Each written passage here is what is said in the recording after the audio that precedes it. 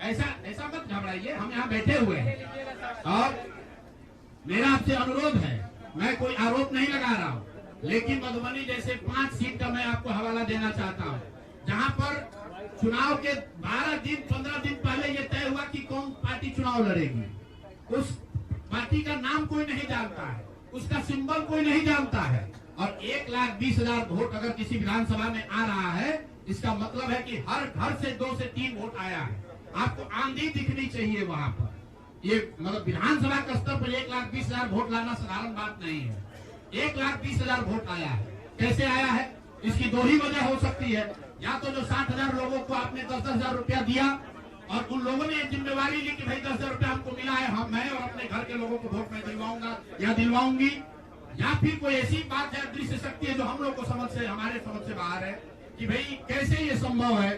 और मैं ये नहीं कह रहा हूँ कि वहाँ वोट कैसे पड़ा, मैं आपको खुली चुनौती दे रहा हूँ। आज चलिए मधुबनी, मैं 3 दिन से प्रेस इसलिए नहीं कर रहा हूँ कि मैंने अपने लोगों को वहाँ भेजा है, और मधुबनी में मैंने कहा भाई पूछो तो कि उपेंद्र कुशवाहा जी के पार्टी का सिंबल क्या है। 30% लोगों को सिंबल नहीं मालूम है कि सिंबल क्या है, और उनको 1 लाख से ज्यादा वहाँ वोट आया है। मुझे उपेंद्र कुशवाहा जी से कोई लड़ाई नहीं है, उनको उनके पार्टी के प्रत्याशी से कोई मुझे लेना देना नहीं है। मेरा सिर्फ ये कहना है कि ऐसी कौन सी विधा है कि हम लोग 3-3 साल एक विधानसभा में घूम रहे हैं, लोगों को ये नहीं मालूम है कि जन स्वराज का चुनाव चिन्ह क्या है, और ये लोग 10 दिन चुनाव के पहले आए। उस पार्टी का नाम मधुबनी शहर में लोग नहीं जानते हैं, उस पार्टी का सिंबल घर घर पहुंच गया और उसको 1,20,000 लोगों ने वोट दे दिया। तो मेरे भाई, ये बहुत बड़ी चुनाव की विधा है।